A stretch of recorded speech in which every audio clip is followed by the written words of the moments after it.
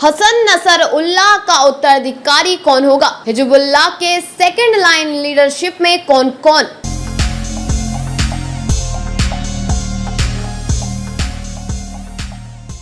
कौन संभालेगा जिम्मा हसन नसरुल्लाह की मौत के बाद? हिजबुल्लाह के अंदर एक शून्य पैदा हो गया है और अब सवाल उठ रहे हैं कि आखिर किसके हाथ में इस आतंकवादी संगठन की कमान आएगी। नसरुल्लाह पिछले 35 सालों से ज्यादा वक्त से इस संगठन का मुखिया था, लिहाजा किसी और के लिए समूह के अंदर सभी को एक साथ लेकर चलना आसान नहीं। हिजबुल्लाह के लिए दूसरी परेशानी यह है कि पिछले कई महीनों से जारी इजरायली ऑपरेशंस में हिजबुल्लाह की टॉप लीडरशिप के कई बड़े नेता पहले से ही खत्म हो चुके हैं, लिहाजा अब इस आतंकवादी संगठन को किसी कम अनुभव वाले नेता पर विश्वास जताना होगा। हिजबुल्लाह के समर्थकों का मानना है कि नसरुल्लाह की मौत न सिर्फ एक प्रमुख व्यक्ति के निधन का प्रतीक है, बल्कि लेबनानी शिया आंदोलन के लिए भी बहुत बड़ा झटका है।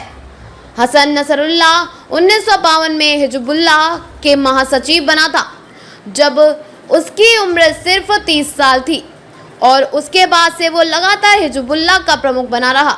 लिहाजा हिजबुल्लाह के लिए उसके समान नेता खोजना मुश्किल होगा, क्योंकि जो अगला लीडर होगा उसे न सिर्फ संगठन के संभालना होगा बल्कि उसे इजरायली हमलों से भी बचना होगा, खासकर उस वक्त जब इजराइल के योजना दक्षिणी लेबनान में भी जमीनी सैन्य अभियान चलाने की हो सकती है।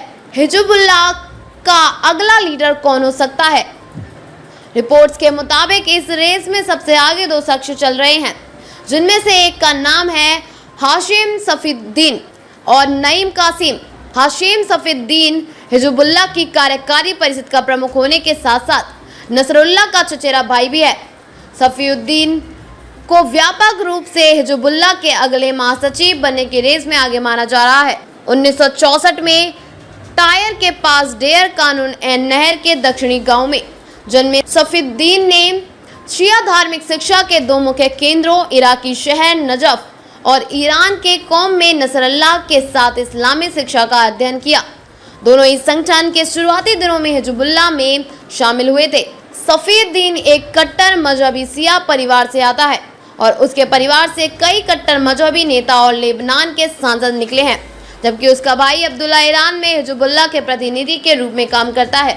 सफीउद्दीन के ईरान से अपने करीबी संबंध है, जबकि उसके बेटे रेदा की शादी 2020 में अमेरिकी हमले में मारे गए शीर्ष ईरानी जनरल कासिम सुलेमानी की बेटी से हुई है।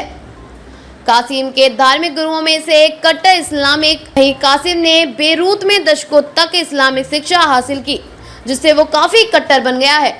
हालांकि हिजबुल्लाह में उसकी क्या भूमिका है, ये एक रहस्य है। हिजबुल्लाह के बड़े नेताओं की जानकारी हमेशा से काफी गुप्त रही है, इसलिए उसकी सभी भूमिकाओं की जानकारी नहीं है।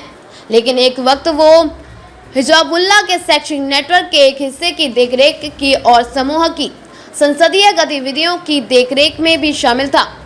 कासिम को 1991 में तत्कालीन महासचिव अब्बास अल मुसावी के अधीन उप महासचिव चुना गया था, जिनकी भी इजराइल ने हत्या कर दी थी। कासिम ने भी वर्षों से हिजबुल्लाह में एक महत्वपूर्ण सार्वजनिक भूमिका निभाई है और समूह की शूरा परिषद के सदस्य भी हैं।